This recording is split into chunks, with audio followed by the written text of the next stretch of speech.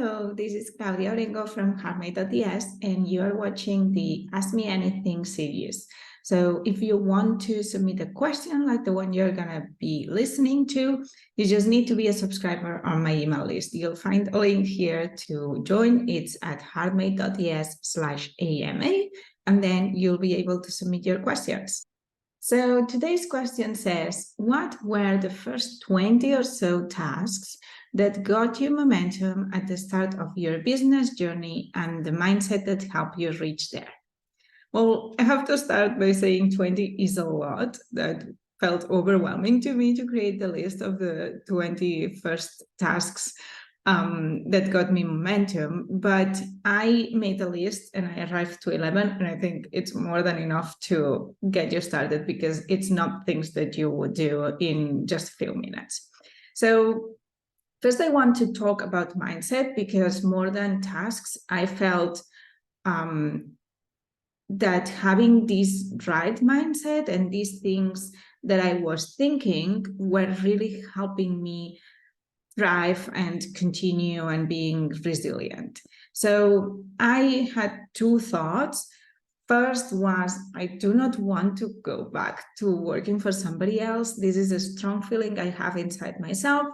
And I've been having it for 10 years now, and I don't see this ending soon. So I guess it's part of my personality. I don't know if this happens to you too, but I am really against working for a specific amount of hours every day, the same schedule from Monday to Friday, especially being a creative. I don't believe in this. I know I can be creative sometimes Sunday afternoon, and maybe on Monday morning, I don't have any ideas or I'm not productive at all. So these were a few of the things that really made me think I'm not, a person to be under a salary working for somebody else or, following these strict routines.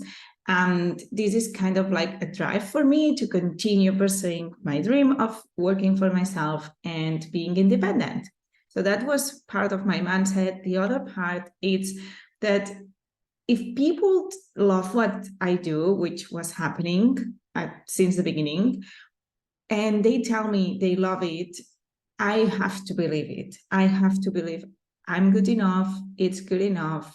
I can do it. So I had to work a lot in my confidence because for me, it was easier to trust in others or to believe that others were better than me. So this was a thing I had to repeat to myself. If they believe in me, if they like what I'm doing, I am good enough. Okay, so now let's move into the list. I have it here, so I'm going to be reading it and explaining it to you. The title that I've put, it's things that helped me at the beginning. So between 2013 and 2015, not all of them are tasks, but are things that really helped me. The first one I put on the list was to have a clear branding. I think that is key for any business. And to me, it came super natural because I am a branding designer. I'm a graphic designer. I was doing branding for other people. I was doing web design too. So it was something that I knew how to do. I was good at doing and I enjoyed doing. So creating my brand and being consistent with my look really helped me because it positioned myself. It kept my videos, my blog posts, my websites, my social media posts, everything I created had this specific look by always using the same aesthetic. And I'm going beyond font and colors. I do use lots of colors because I paint and I draw and I use really colorful things, but the aesthetic was there. If you see my designs in general, especially at that beginning stages, they all had the same aesthetic, and it has been evolving, but you can identify. Let me show you. So this is just an example. Here we have two of my notebooks, And they are pretty like different in terms of the background, right? This is just a pattern of whales. It's in monochrome, only blues. This has all the colors possible. But what unifies them, it's I'm using the same font. I'm using this like white square with a line in black. And this is part of my branding. Also the fonts, they are the same. So this is what I mean by having a consistent branding and a clear branding.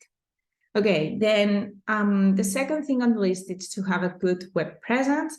I worked on it from the beginning. I was blogging a lot. My website was really different in terms of how it looked. It really didn't look like a blog, and I was intentional about that.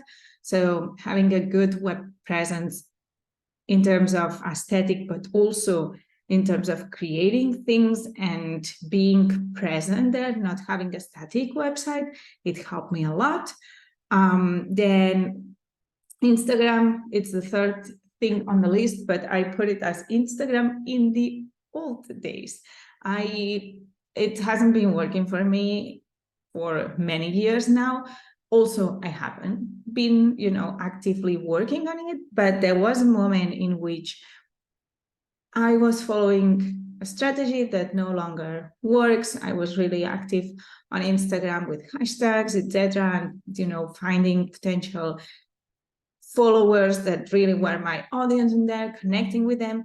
And this was even before stories, so a long time ago. And it really helped me. That was a thing that helped me because I grew both my main Instagram by Heartmade, but then the second business I created, my Instagram, I knew what to do. And I think it was less than 6 months, I arrived to 1,000 followers. So it was like a really good organic growth.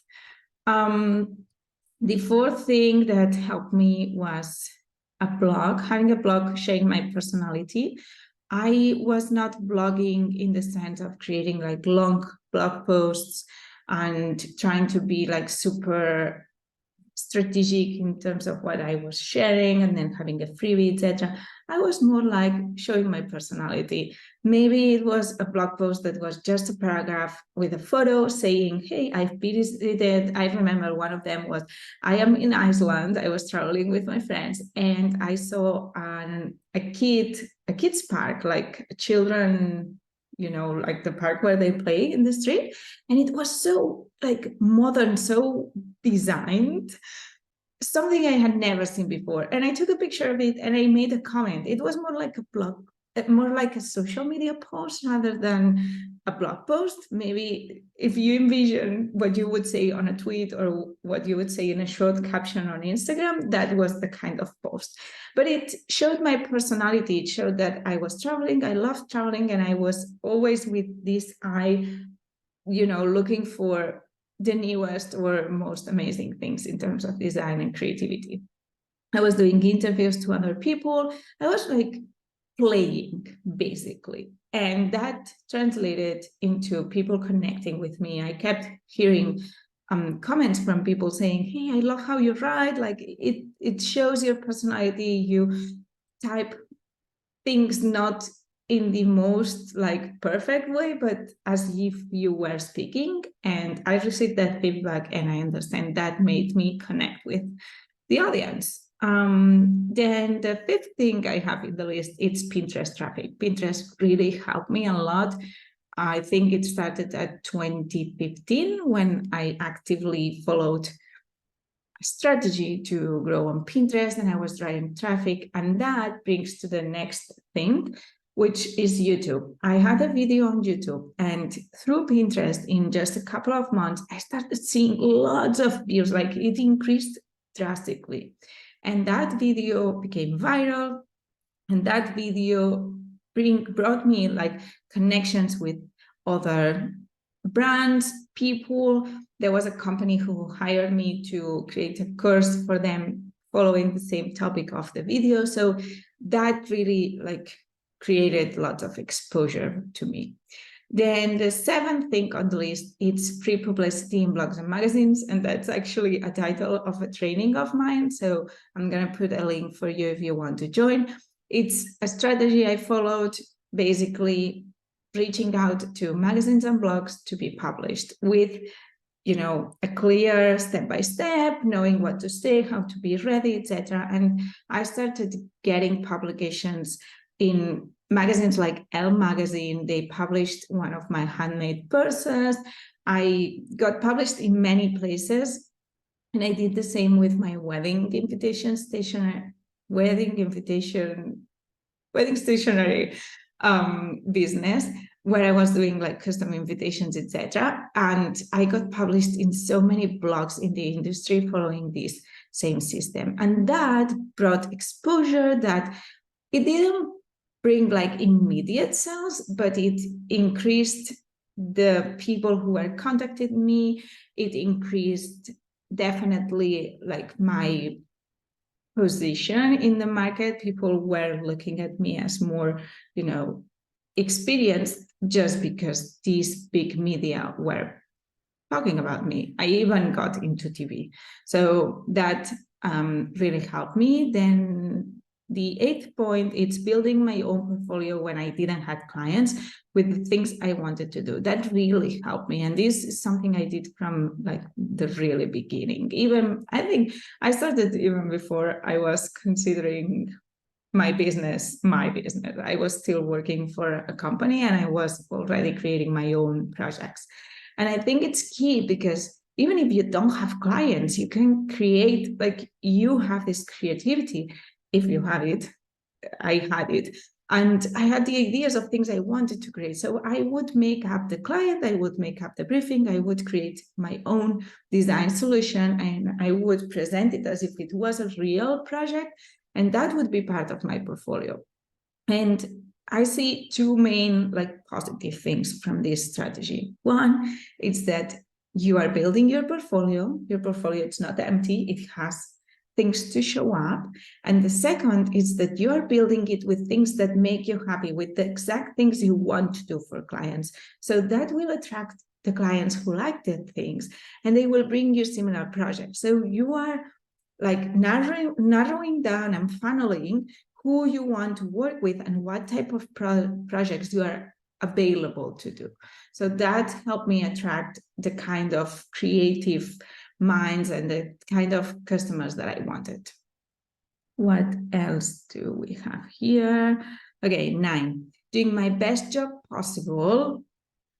That brought me repeating customers and client referrals. So I still do it, but I remember earlier on over-delivering a lot, consciously over-delivering with the mindset of, if I make this client happy, it will bring more work. So I was really giving 120% to each project, because that's the way to get the best experience for your customer and for them to bring you new clients or repeat projects from themselves.